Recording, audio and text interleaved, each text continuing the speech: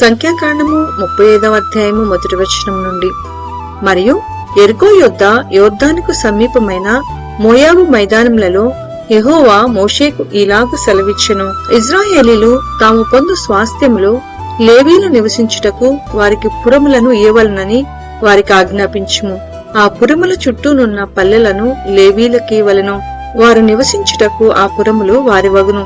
వాటి పొలములు వారి పశువులకును వారి మందలకును వారి సమస్త జంతువులకును ఉండవలెను. మీరు లేవీలకిచ్చు పురముల పల్లెల ప్రతి పురము యొక్క గోడ మొదలుకొని చుట్టూ 1000 మూరలు, మరియు మీరు ఆ పురముల వెలుపల నుండి తూర్పు దిక్కున 2000 మూరలను, దక్షిణ దిక్కున 2000 మూరలను, బడమటి దిక్కున 2000 మూరలను, ఉత్తర దిక్కున 2000 మూరలను కొలవవలెను.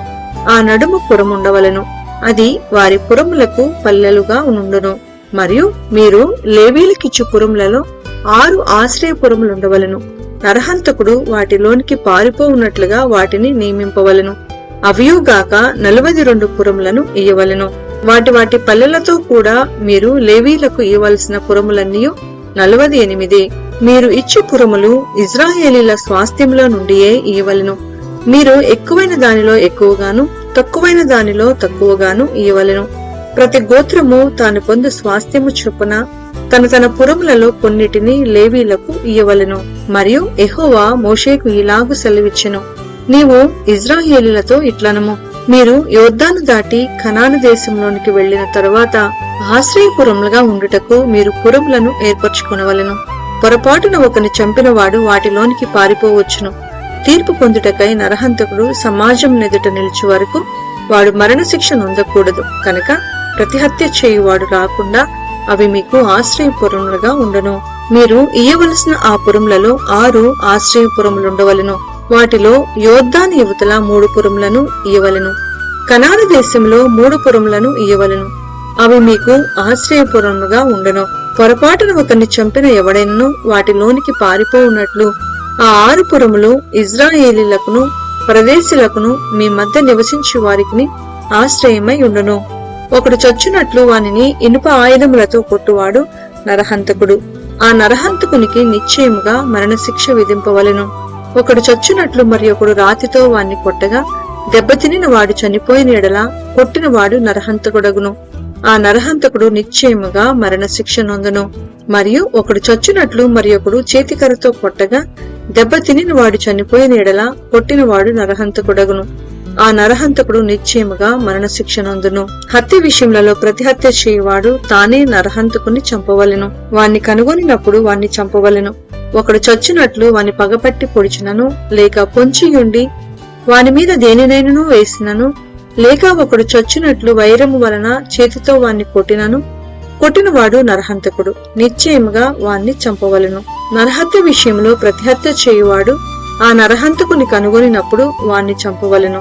అయితే పగపట్టక హఠాత్తుగా వానిని పొడిచినను, పొంచియుండక వాని మీద ఏ ఆయుధంనైనను వేసినను, వాని చూడక ఒకడు చచ్చునట్లు వాని మీద రాయి పడ వేసినను, దెబ్బతినిన వాడు చనిపోయిన ఎడల కొట్టినవాడు వాని మీద పగపట్టలేదు, వానికి హాని చేయ కోరలేదు.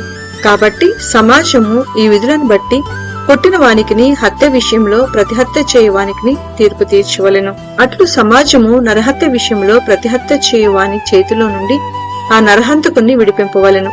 అప్పుడు సమాజము వాడు పారిపోయిన ఆశ్రయపురమునకు వాని మరలా పంపవలెను. వాడు పరిశుద్ధ తైలముతో అభిషేకింపబడిన ప్రధాన యాజకుడు మృతి నొందు వరకు అక్కడనే నివసింపవలెను. అయితే ఆ నరహంతకుడు ఎప్పుడైనను తాను పారిపోయి చొచ్చిన ఆశ్రయపురం యొక్క సరిహద్దును దాటి వెళ్ళినప్పుడు నరహత్య విషయంలో ప్రతిహత్య చేయువాడు ఆశ్రయపురం యొక్క సరిహద్దు వెలుపల వాని కనుగొని ఎడల ఆ ప్రతిహంతకుడు ఆ నరహంతకుని చంపినను వాని మీద ప్రాణము తీసిన దోషము ఉండదు. ఏలయనగా ప్రధాన యాజకుడు మృతునందు వరకు అతడు ఆశ్రయపురంలోనే నివసింపవలెను. ప్రధాన యాజకుడు మృతునందున తర్వాత ఆ నరహంతకుడు తన స్వాస్థ్యమున్న దేశమునకు తిరిగి వెళ్లవచ్చును. ఇవి మీ సమస్త నివాస స్థలములలో మీ తరతరములకు మీకు విధింపబడిన కట్టడ. ఎవడైనను ఒకని చావుగొట్టిన ఎడల సాక్షుల నోటి మాట వలన ఆ నరహంతకునికి మరణశిక్ష విధింపవలను. ఒక సాక్షి మాట మీదనే ఎవనికిని మరణశిక్ష విధింపకూడదు. చావతగిన నరహంతకుని ప్రాణము కొరకు మీరు విమోచన ధనమును అంగీకరింపగా నిశ్చయముగా వానికి మరణశిక్ష విధింపవలను. మరియు ఆశ్రయపురమునకు పారిపోయిన వాడు యాజకుడు మృతునందకు మునుపు స్వదేశమందు నివసించినట్లు వాని చేత విమోచన ధనమును అంగీకరింపకూడదు. వీరుండు దేశమును అపవిత్రపరచకూడదు. నరహత్య దేశమును అపవిత్రపరచును కదా. దేశంలో చిందిన రక్తము నిమిత్తము చిందించిన వాని రక్తము వలననే ప్రాయశ్చిత్తము కలుగును, కాని మరి దేని వలనను కలుగదు. మీరు నివసించు దేశమును అపవిత్రపరచకూడదు. అందులో నేను మీ మధ్యన నివసించుచున్నాను.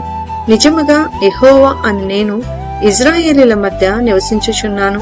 సంఖ్యాకాండము 36వ అధ్యాయము 1వ వచనం నుండి.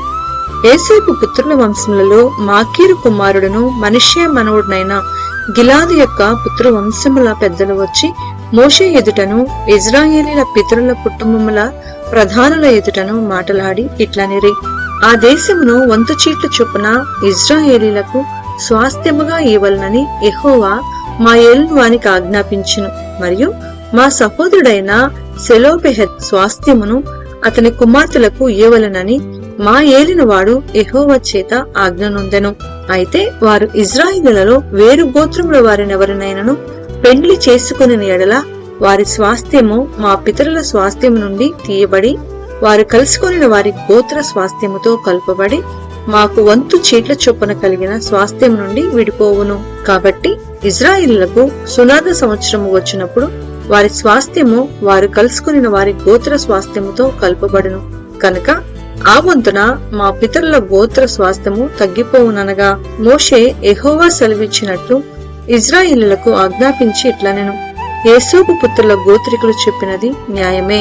యెహోవా సెలోపెహెదు కుమార్తెలను గూర్చి సెలవిచ్చిన మాట ఏదనగా, వారు తమకు ఇష్టలైన వారిని పెండ్లి చేసుకొనవచ్చును, కాని వారు తమ తండ్రి గోత్ర వంశంలోనే పెండ్లి చేసుకొనవలెను.